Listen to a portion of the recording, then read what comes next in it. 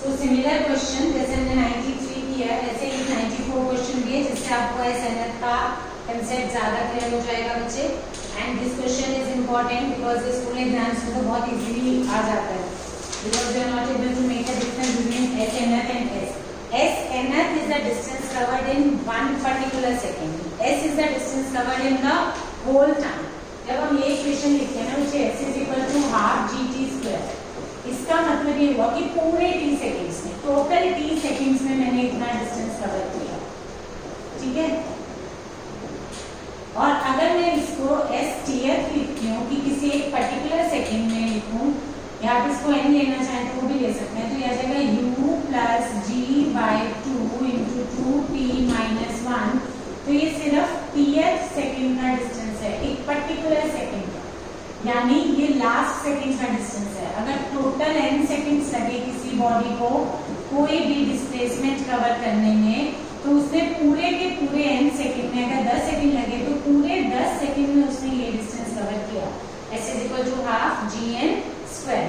But अगर nth second की बात करूं तो वो मेरा लास्ट सेकेंड होगा। अगर लास्ट सेकेंड की बात करूं तो लास्ट सेकेंड nth सेकेंड है और उस nth सेकेंड में इस बॉडी ने जो डिस्टेंस कवर किया, अगर u की वैल्यू 0 ले रहे हैं तो वो g/2 इंटू 2n माइनस 1। अगर किसी बॉडी को n सेकेंड लगे टोटल डिस्टेंस कवर करने में, तो ये s is half gn square is a distance covered in all. अगर 10 सेकेंड लगे तो पूरे 10 सेकेंड में, और ये 10वें second. This is only the SNF. Fine. So now read the 94 question. He says during the last second of free fall, a body covers half of the total distance covered.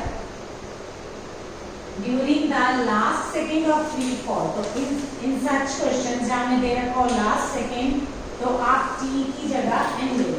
t is equal to n seconds, यानी body को total time लगा n seconds का। Fine.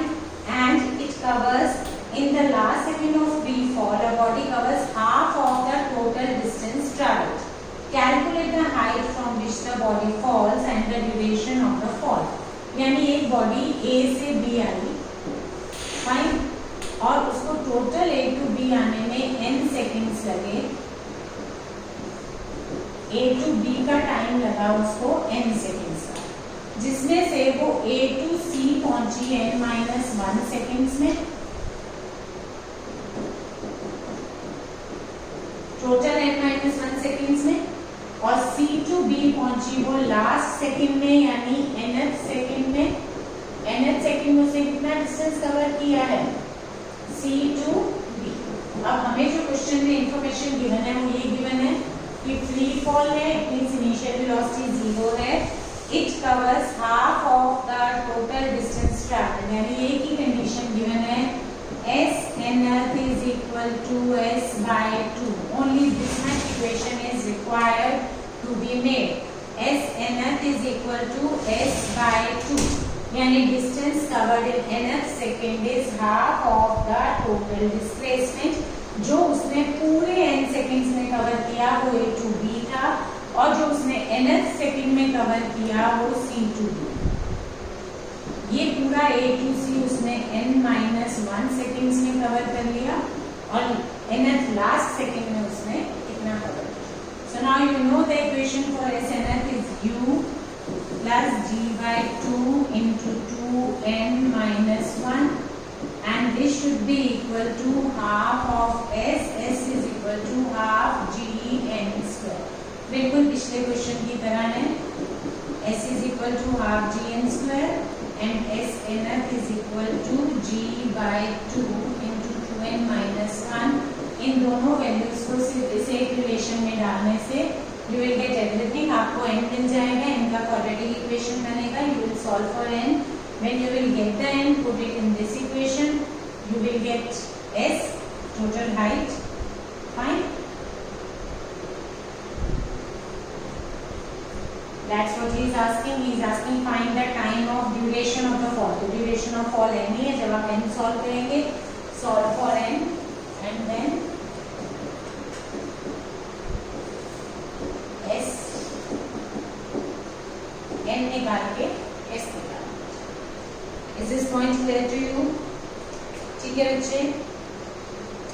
Now इसके बाद हमारे पास around 5, 6, 7 questions हैं जो सारे हमारे एक तरह के ही सिमिलर क्वेश्चन है कि one particle is throne, another is throne, one may be thrown upward, another may be thrown downward, both may be thrown upward with certain time gap, with same speed, with different speed. तो ये सारे 5-6 questions में ये एक particular type है जिनमें हमें mostly ये निकालना होता है when and where the two particles are going to meet.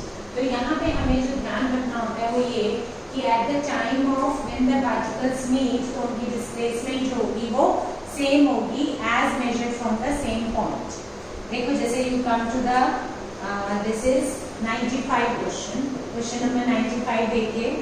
A stone is dropped from the top of a tower 100 meter high। बच्चे motion in 1D का सबसे easy part this is the vertical motion under gravity। इसमें सिर्फ हमें एक sign convention clear हो जाए तो we can do all the questions। बहुत ज़्यादा मुश्किल questions इसके आपको नहीं लगेंगे। जो आपने horizontal किया उसके comparatively this is relatively much easier। Stone is dropped from the top of a tower 100 meter high। 100 meter high tower है, a stone is dropped। First stone है और second stone है। In such cases you write the criteria जो भी हमें information given है वो दोनों stones की आप अलग-अलग लिख लीजिए। A stone is dropped from the top of a tower 100 meter high। Initial velocity 0 है उसकी। At the same time another stone is thrown upward। At the same time, the another stone is thrown upward with a velocity of 50 meter per second। इसको हमने क्योंकि बच्चे किसी भी चीज को अपवर्ड थ्रो करना है तो जीरो वेलोसिटी से नहीं थ्रो कर सकते ना। हालांकि आपको मिलेंगे नीचे रॉकेट वाले क्वेश्चन पर इसमें कोई और फॉर्म ऑफ एनर्जी जाएगी, मैकेनिकल नहीं तो केमिकल एनर्जी यूज होती है। सो फर्स्ट स्टोन को आपने डाउन थ्रो किया from A with initial velocity 0। Same time पे आपने बी पॉइंट से दूसरे स्टोन को अप थ्रो किया। ठीक है। Now your question is when and at what point will the two stones meet? Let us suppose they meet at the point C। तो point C तक आने में अगर फर्स्ट स्टोन ने x डिस्टेंस कवर किया तो सेकंड स्टोन का distance कितना हो जाएगा बेटा? 100 माइनस x। बट दोनों की डिस्प्लेसमेंट की डायरेक्शन डिफरेंट है, दोनों के आप अलग अलग स्टेटस देखेंगे। First stone was thrown down, मतलब थ्रोन क्या इनिशियल वेलोसिटी 0 ही थी। First stone was dropped down तो उसका डिस्प्लेसमेंट डाउनवर्ड है। उसके लिए मेरा g क्या आएगा बच्चे? पॉजिटिव आएगा। उसके अपने पॉइंट ऑफ प्रोजेक्शन से अगर हम इधर समझोगे इस केस में हमारे पॉइंट ऑफ प्रोजेक्शन जो है वो डिफरेंट है। This was thrown from the point A तो इसका पीओपी ये है, ए के रिस्पेक्ट में इसकी डिस्प्लेसमेंट क्या है? डाउनवर्ड। इसका पीओपी क्या है? बी। बी के रिस्पेक्ट में इसकी डिस्प्लेसमेंट क्या थी? अपवर्ड। तो इसके लिए जब U2 इसको अपवर्ड ही थ्रो किया और इसकी डिस्प्लेसमेंट भी अपवर्ड ही है तो U का साइन मेरे पास क्या आ जाएगा? पॉजिटिव। और G का साइन क्या आएगा? नेगेटिव। G तो हमारी S पे डिपेंड करती है। इसका सेकेंड स्टोन का पीओपी है B और फर्स्ट स्टोन का पीओपी जो है वो हमारा है A।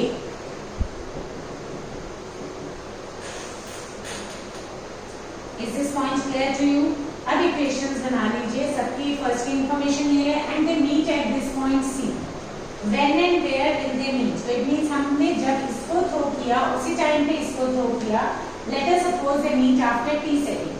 तो इसने t सेकंड में AC डिस्टेंस कवर किया which is equal to x is equal to AC और इसने t सेकंड में BC डिस्टेंस कवर किया which is equal to 100 minus x। अब आप दोनों स्टोन्स की इक्वेशन बना लीजिए।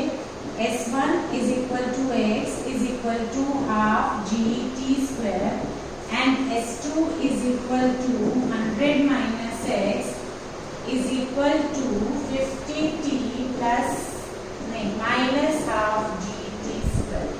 x की वैल्यू वहां से इधर पुट कर दीजिए एंड सॉल्व इट। और आंसर गिवन है 19.6 और 20 का जो डिफरेंस आता है बेटा वो 9.8 और 10 की वजह से आता है। You must have taken the value of t as 10 तो आपको 20 मिल रहा है और अगर आप 9.8 लेंगे तो आपको 19 19.6 मिलेगा। Your answer is not wrong, this answer is also not wrong. अगर क्वेश्चन में हमें जी की वैल्यू गिवन हो कि टेक जी एज 9.8 और टेक जी एज 10, तब तो हमें वही लेनी है। अगर नहीं गिवन तो it is your choice whether you take g as 10 or whether you take g as 9.8. Nobody will mark your answer as wrong. But in the question अगर हमें वैल्यूज ऐसी दी हो कि the particle is thrown with an initial velocity 19.6 or 9.8 or 39.2 meter which are the multiples of 9.8. अगर question में figures हमें 9.8 की multiples हैं तो हमें प्रेफरेबली 9.8 लेना होता है। अदरवाइज आप चाहे जी की वैल्यू 10 लीजिए चाहे 9.8। आपका आंसर अगर सब्जेक्टिव क्वेश्चन है आप 20 लिखेंगे तो भी ठीक है, 19.6 लिखेंगे तो भी ठीक है। और अगर एमसीक्यू होता है तो उसमें जी की वैल्यू गिवन होती है, तो जो जी की वैल्यू गिवन है वही पुट करके आपको आंसर निकालना है। Is this point clear to you? So अब आप इसमें से half G T square put करेंगे and solve for it, minus half G T square जो भी आपका आंसर आएगा। Solve for t. What is the value of t you get from here? G की वैल्यू 10 लेंगे। Now you can solve. Question हो जाएगा when and where will they meet? When means t चाहिए, where means x चाहिए। तो x की value आप below from the top of tower भी दे सकते हैं, from the bottom भी दे सकते हैं, कुछ भी दे सकते हैं। Fine? क्योंकि अब हो सकता है मैंने ऊपर से x लिया, कोई बच्चा है वो इसको x ले लेगा, BC को x ले लेगा तो उसको 100 माइनस x ले लेगा। तो अगर आप ये फिगर बना के x कितने है तो फाइन, अदरवाइज बेटर है अगर आपकी x की वैल्यू सपोज करो 20 आती है, you can write 20 from top of tower, दूसरा बच्चा 80 फ्रॉम बॉटम ऑफ टॉवर लिख दे, answer was with the same. ठीक है बच्चे? Now the next question of the similar type, a stone is thrown up. Question number 96 देखिए, a stone is thrown vertically up with a velocity 19.6। जैसे ये question है जिसमें velocity 19.6 दी हुई है तो हम g की वैल्यू 9.8 ही लेंगे, 10 नहीं लेंगे। rather that will complicate instead of simplifying। 10 लेने का पर्पस होता है कि हमारी कैलकुलेशन इजी हो जाए, और अगर वैल्यू 19.6 और 9.8 है तो 10 लेके हम अपना काम बढ़ा रहे हैं, कम नहीं कर रहे। so a stone is thrown up with a velocity of 19.6 meter per second। After 2 seconds, another stone is thrown upward with a velocity of 9.8 meter per second. When and at what point will the stones collide?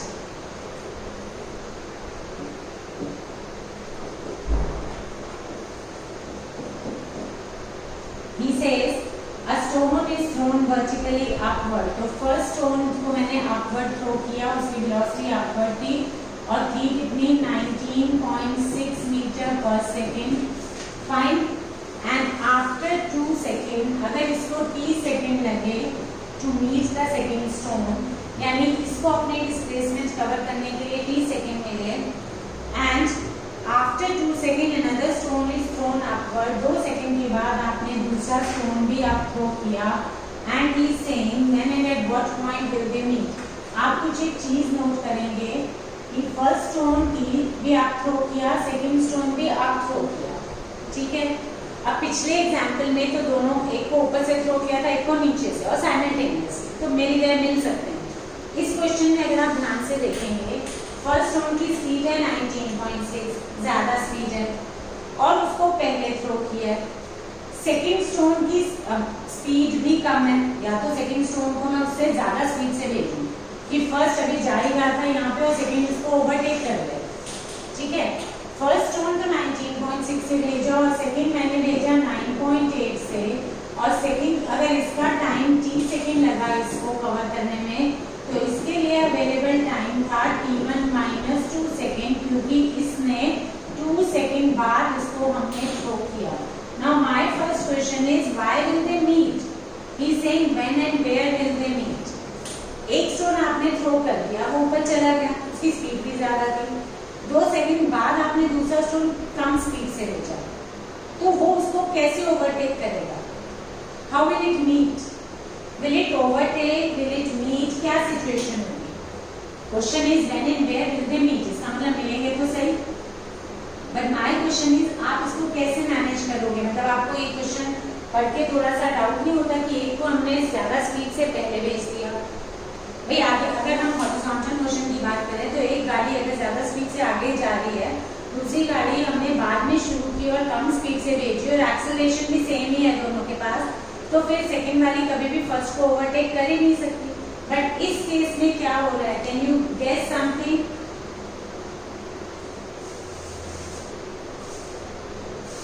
What is happening in this case?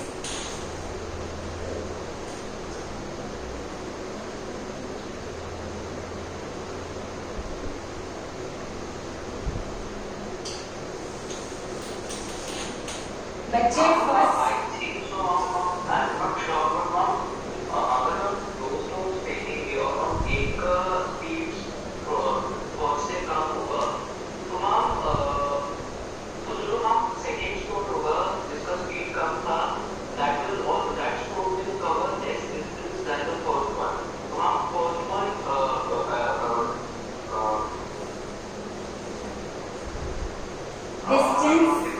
Distance तो कम cover करेंगे। I have always told you one thing, s is equal to ut plus half gt square में s distance नहीं होता है, s is the displacement, wherever they will meet the displacement will be same। बच्चे first stone will be in its downward journey and second stone will be in its upward journey। First stone भी a से आपने 19.6 से throw किया तो वो ऊपर जाएगा, तो ऊपर जाके उसकी कोई ना कोई पॉइंट पे जाके वेलोसिटी जीरो होगी and then it will start its downward journey. तो फर्स्ट स्टोन अपनी डाउनवर्ड जर्नी में होगा और सेकंड स्टोन जो है अगर वो एट दिस पॉइंट अगर वो मिल रहे हैं तो फर्स्ट स्टोन डाउनवर्ड जर्नी में होगा और सेकंड स्टोन अपवर्ड जर्नी में होगा। Are you getting this point? First stone नीचे से ऊपर जाके वापस नीचे आ रहा है क्योंकि उसकी स्पीड ज्यादा थी, तो वो A to C to B उसे कुछ टाइम लगेगा। 19.6 से भेजा है आपने, फाइनल वेलोसिटी जीरो करने में 2 सेकंड लगेंगे। ओरल क्वेश्चन है, V is u minus gt। अब आपको इमीडिएटली लगाना आ जाना चाहिए। V1 इज इक्वल टू, अब इसमें डिस्प्लेसमेंट जिसकी अपने इनिशियल पॉइंट से तो अपवर्ड ही है, तो u अपवर्ड है और s भी अपवर्ड है, तो इट मींस u का साइन आप क्या लोगे पॉजिटिव और g का साइन क्या लोगे नेगेटिव, तो it will be 19.6 minus gt1। So t1 time तो उसको ऊपर, ये मैं आप ये करना नहीं है, मैं आपको समझाने के लिए कर रही हूँ कि अगर आप देखेंगे कि फाइनल स्पीड जो उसकी b पॉइंट पे है वो जीरो हो जाएगी आफ्टर 2 सेकेंड। g की वैल्यू अगर मैं 9.8 लूँ तो 2 सेकेंड बाद उसकी स्पीड क्या हो गई, zero.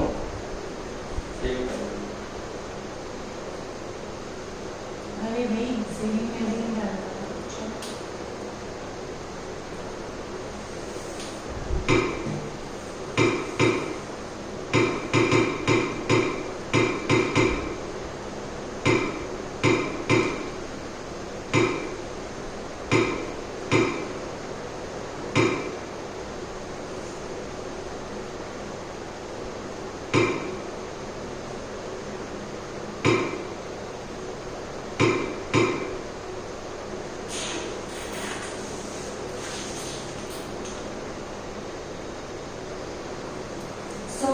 In 2 seconds, the speed of first stone will become zero, यानी 2 सेकेंड उसको ऊपर जाने में लगेंगे, 2 सेकेंड उसको वापस पूरा नीचे आने में लगेंगे।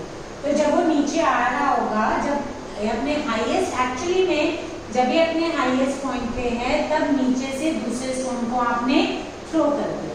सो they will meet, my point was कि why they will meet, because एक स्टोन अपनी अपवर्ड जर्नी में है जिसको आपने बाद में थ्रो किया है, कम स्पीड से थ्रो किया है, और दूसरा स्टोन अपनी डाउनवर्ड जर्नी में होगा। So that's why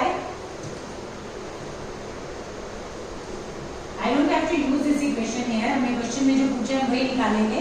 the question says when and at what point will the stone collide. तो आपको ये ध्यान रखना है कि दोनों का पॉइंट ऑफ प्रोजेक्शन सेम था, POP of both the stones same था। तो इसका मतलब जब उनका पॉइंट ऑफ प्रोजेक्शन सेम होता है तो दोनों की डिस्प्लेसमेंट भी क्या होगी, same at the meeting point where the meet point C तक पहुंचे। तो S1 ने भी नेट डिस्प्लेसमेंट AC कवर करी थी अपने पोजीशन से अपवर्ड डायरेक्शन में, और S2 भी हमारे पास AC है in the upward direction. So practically दोनों की नेट डिस्प्लेसमेंट क्या है, सेम। तो फर्स्ट स्टोन की इक्वेशन क्या बनेगी, तरुण बताओ। सेकंड स्टोन की कनक आप बताइए। फर्स्ट स्टोन की इक्वेशन क्या बनेगी, सब कुछ लिख दिया मैंने, everything is given to you, whatever information. S and U same direction में है, अपवर्ड है, तो यू का साइन क्या लेंगे, पॉजिटिव, और जी का साइन क्या लेंगे, नेगेटिव, क्योंकि डिस्प्लेसमेंट अपवर्ड है, ये दोनों स्टोन के लिए सेम रहेगा। तो फर्स्ट की इक्वेशन बनेगी S1 इज इक्वल टू 19.60, इसको t टाइम लगा, माइनस हाफ GT², जबकि इसके पास टाइम अवेलेबल कम था। S2 इज इक्वल टू 9.81, उसकी स्पीड भी क्या थी, कम थी, तो t की जगह आगे कुछ t -2, क्योंकि इसके पास डिस्टेंस का डिस्प्लेसमेंट कवर करने का टाइम कम था। This is a mistake that you people do. आप लोग इसमें आपको लगता है कि बाद में थ्रो किए तो आप t+2 कर देते हो, that is a very common mistake of 50% student. But जो बाद में थ्रो किया है उसके पास डिस्प्लेसमेंट कवर करने का टाइम जो है वो कम है। तो इसको t और इसको t+2 ले लो तो ठीक है, इसको t-2 लो तो भी ठीक है, बट ये t+2 नहीं है। मतलब S2 जो सेकंड स्टोन है उसके पास अवेलेबल टाइम जो है वो कम है। सो -12 G इंटू t-2 का होल स्क्वायर। आपको प्रैक्टिकली ये इक्वेशन समझनी है। S is equal to ut plus half at² में t is the time that has lapsed, जो टोटल टाइम t है उसमें s डिस्टेंस कवर होगा। इस केस में इस स्टोन के पास t टाइम था, ये दो, अगर इसको 10 सेकेंड मिले तो उसको 8 सेकेंड मिले, क्योंकि इसने 2 सेकेंड बाद स्टार्ट किया था। So S1 is equal to S2, इन दोनों को आप इक्वेट कर देंगे तो you will get the answer. Next question I am reading and you have to make the equation. जल्दी से, hurry up. Two balls are thrown simultaneously. A vertically upward with the speed of 20 meters per second from ground, and B vertically downward from the height of 40 meters with the same speed. At what point will the two stones collide? This is question number 97. This was 96.